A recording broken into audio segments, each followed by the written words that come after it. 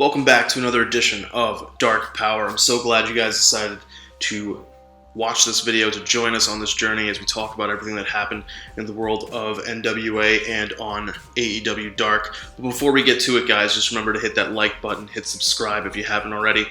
We definitely appreciate it. It helps us. It helps you because we will be further up on YouTube when it comes to visibility, and that helps you guys find us as always. So, jumping straight into it, this week we don't have an episode of NWA Power. I know that that's something that we were talking about a lot. Then we had that great preview of Superpower. Then we had Superpower itself, and we have the announcement that there would be something new this week.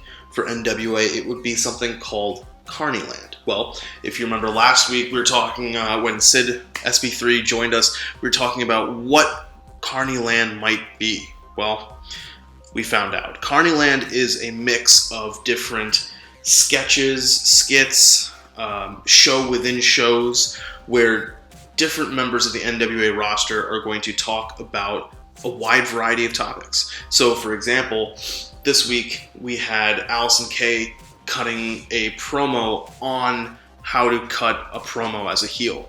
We had Nick Aldis telling a story about when he was traveling the indie circuit. We have a bit of a comedy sketch about what's going on with the geography of Monrovia and how you can travel to different parts of Monrovia. We have a beginning of what Eli Drake's going to have a show in the beginning of that. They're setting the groundwork for kind of different bits of material that are going to come from anybody and everybody that's part of the roster. So I don't know their exact release schedule. For example, this morning, I'm recording this on Friday. This morning I saw something for Eli Drake. So Eli Drake had an hour where he was talking and just doing his kind of the Drake show. So I'm not certain how exactly their release schedule is going to work. However, I do know this. What I'm going to do is I'm going to try to check out as much of it as I can for you guys. And if I see something that crosses my eye that kind of stands out, I'll let you guys know. And if there's anything on Tuesday itself with Carnyland itself, and there's anything that kind of jumps out at me, I'll let you guys know. For example, the bit with the geography of Monrovia, really good. All of the humor and comedy that Aaron Stevens has been doing, Aaron Stevens and Question Mark have been doing with Monrovia has kind of been knocked out of the park. Some of the best work on NWA Power and on NWA in general. So it's that sketch was something that kind of is worth it. Now, digging through all the stuff to get to that, that's up to you. What I'll try to do is, if there's something that kind of jumps out at me, I'll try to take a timestamp to let you guys know what you're looking for, how to jump directly into it if you kind of want to cut through some of the rest of the stuff. Something else was kind of cool was Nick Aldis doing a little conversation about his time on the indies and when he was traveling around and had to make a date and a snafu that happened with a hotel booking. But moving onwards to AEW Dark, this week on AEW Dark, just as last week, there's a huge number of matches. These are all going to be short matches. It's kind of interesting because they're maybe not intentionally, I doubt it intentionally, they're borrowing the NWA Power recipe of having shorter matches, but having matches that are able to tell stories within that short amount of time. So this week we have a total of 9 matches, just as though we had last week, and we're going to jump right into it. So coming back is Danny Jordan, the mean girl, the girl who had the burn book, if you remember from last week and from Circle Squared, NWA's Proving Grounds kind of show. And she faces up Hikaru Shida. Hikaru Shida is coming in strong. She's coming in hot. She's coming in ready to fight, chomping at the bit. She knows she has her date of destiny with Nyla Rose at the pay-per-view, which is this Saturday, tomorrow, Double or Nothing. We know what's going to happen here, right? Hikaru Shida's got to pick up that win. But Danny Jordan, she wants to make it a little bit tough for her. So they have a good back and forth match. It goes about 5 minutes long. Hikaru Shida does pick up the win. She's building that momentum. She's keeping that momentum. She's coming into the tag match the next night on Dynamite with another win under her belt. It is a little sad what's going to happen with Britt Baker during that match. I hope she gets better. I hope she convalesces well. She will have the joy now of deciding on Wednesdays what she's going to watch, whether it's going to be Dynamite and her coworkers or NXT and her boyfriend with Adam Cole. But either way, hopefully the good doctor gets better. She's a role model for you. She's a role model for me. And what more could possibly be said about Britt Baker other than she is amazing? Speaking of amazing, QT Marshall. QT Marshall is somebody who is dedicated. He's not the best wrestler in the world by far, but he is dedicated.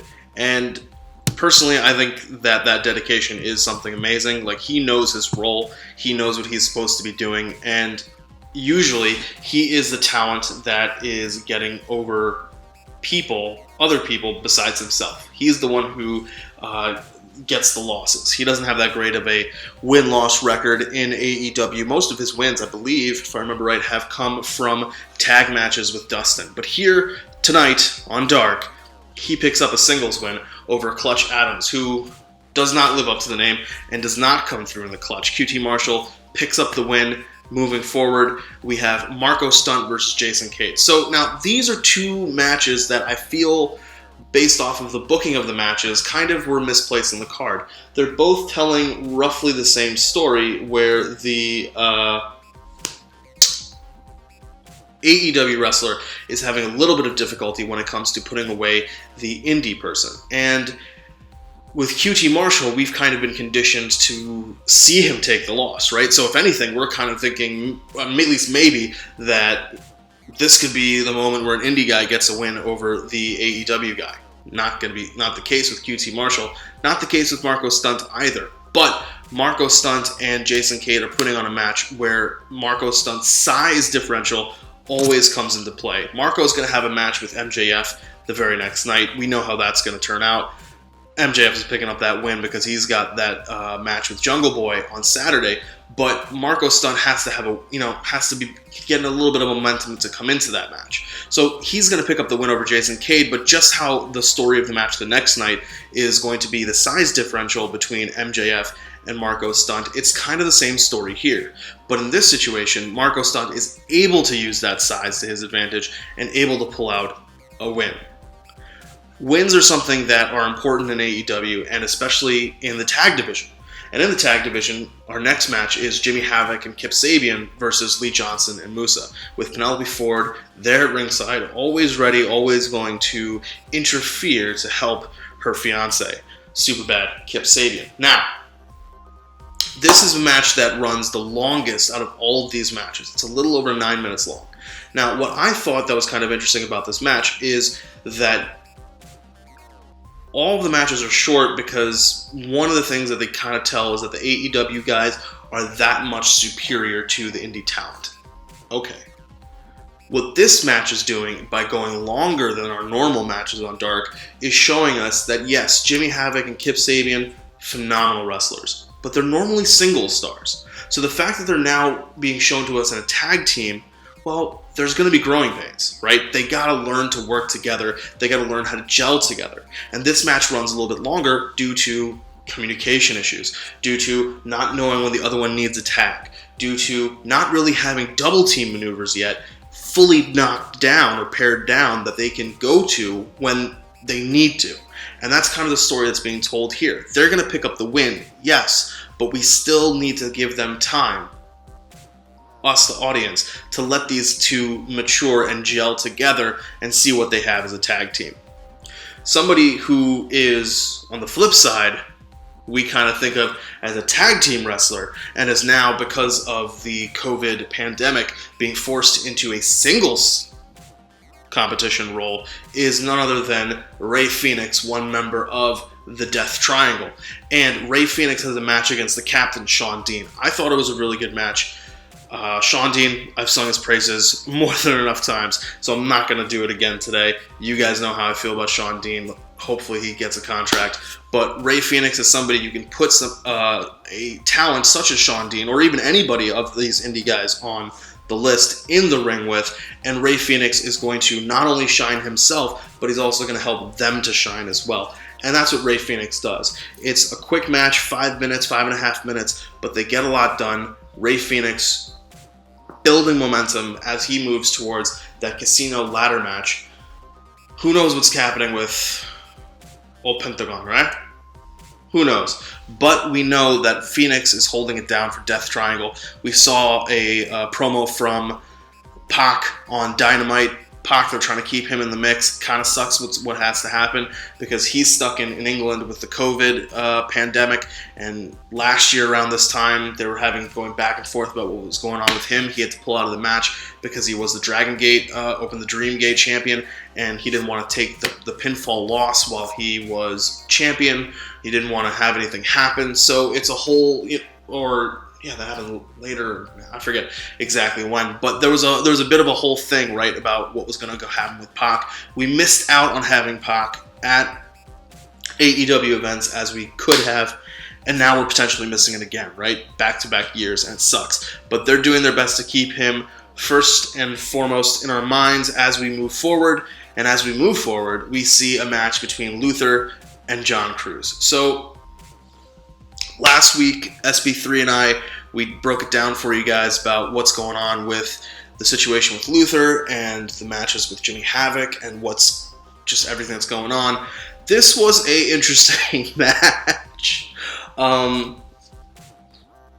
There are certain wrestlers who benefit from having a crowd, we'll say. Luther has a relatively high-pitched voice, and when he does the yelling and the screaming and there's a crowd, it probably works a lot better. At least I think it may work a lot better. It's more difficult to hear it, and so that piercing level, when it cuts through the crowd noise, you're like, holy shit, this guy's batshit insane, right? With no crowd, it sounds a little bit weirder. And I think that kind of detracted from the match. Overall, gets the job done. Luther picks up the win over John Cruz. And moving forward, we have Private Party defeating Mike Reed and Ryan Rembrandt. This is a good match. It's keeping Private Party moving. It's keeping them in the hunt for the tag team titles. They're now, I believe, if I remember right, they're going to be facing at Double or Nothing. They have a match with Best Friends to determine who is going to be the next number one contender to Kenny Omega and Hangman Page for the tag titles, and I think that is happening tomorrow. Is it not? Yes, it is. Private Party. There you go. By virtue of this win, they were pushed to 4-1 on the win-losses, and because of that, they're able to match up well against Best Friends from a ranking standpoint. Because remember, our rankings are important here in AEW. If you look at the rankings, the Young Bucks actually are above Private Party, but they are busy with the Inner Circle, and that's part of what's going to allow Private Party to have that match against Best Friends. So, after this, speaking of the Inner Circle, we have Sammy Guevara up against Alan Angels. This is the second longest match on the card for good reason. Two really great in-ring talents. Sammy Guevara, Spanish God, what more can you say? We know that Sammy is somebody that the company is behind for the future. They have a really great crop of young talent, whether it's Sammy, MJF, Jungle Boy. We know that Sammy is a focus. It's great to see Sammy shine. It's great to see him be able to showcase what he can do. Picks up the win, and after this, it's the fourth younger talent that AEW is really behind, and that is none other than the half-dead man, Darby Allin. Darby Allin defeats Serpentico in about 5 minutes in the main event of Dark. Solid match. I don't know when exactly these were being taped, but Serpentico and John Cruz, who Luther beat, is actually the same person. So I think they're for gimmick purposes, they are keeping them separate when it comes to win-loss records.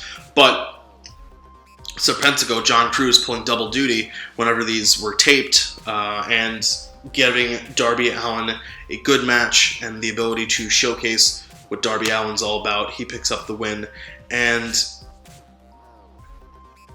on the whole, I'm going to say that this was a pretty decent episode of Dark. I think that they kind of are pushing towards a good future with the show. I think that, I know we talked about this with SB3, I think the situation with having 9 matches on Dark might be a little bit much. Maybe they're testing to see how long they can, kind of get Dark to be. Because before COVID, Dark was about an hour long, and now with these super episodes, they're starting to cross an hour in length. This one, I believe, was an hour and 20 minutes, I think. But if they're going to have Dark be the second show for AEW, then it's important to find that kind of middle ground. And also, they're rewarding us, right? Like they are in a sense rewarding us with matches, because at some points during the pandemic, Dark was 1 match or 2 matches. So now they're kind of saying, hey, we got people back. We're trying to give you guys content. This is what we got for you. And that's what we do for you at True Heels. We try to give you guys the best content that we can. So as always, guys, remember to hit that like button, hit that subscribe button if you haven't already. We appreciate it. I appreciate it, guys. Until next time, stay safe. Rest in peace to Shad Gaspard. An incredible loss. That family has to be reeling right now. I cannot imagine just the pain of losing someone. And for his son, that's incredible. I mean, a lot of times I feel like when you lose. Now, both my parents are alive. Well, I'll start with that. But I feel like when people lose parents, sometimes throughout their life, when they have challenges, they can think back to the things that their parents did for them, the parents talked to them about, right? And those are gifts. And sometimes you may feel, or that person may feel, that their parent didn't come through for them, or they weren't always sure of how their parents felt about them. Shad Gaspard's son will always be able to know that his father loved him, because his father gave his life when it counted, when it mattered, to protect him, to save him, to ensure that he was safe. That's incredible. No greater sacrifice can anybody make but to lay down their life for somebody else. I was in the Army. I know other people who have served. That's something that it can't really be put into words. And Shad Gaspard made that sacrifice for his son. He entertained all of us. There are plenty of people who are better equipped to tell you the amazing life that Shad Gaspard lived. People who knew him far better than I. I've never had the opportunity to meet him. I know Sid did. I know Kelvin, who is another member of the True Heels, did. So let's take this time out to celebrate Shad Gaspard's life and celebrate what he did for the business and what he did as a member of his own family. So as always, guys, stay safe. I hope that you are avoiding the coronavirus. I hope that you are quarantining as best as you can. Wear a mask when you're out and about. I know sometimes people think, well, why are we doing this? But it's better than not doing it, in the sense that we don't always know what's going on. This virus mutates very quickly. So stay safe, and until next time, guys, I'll catch you.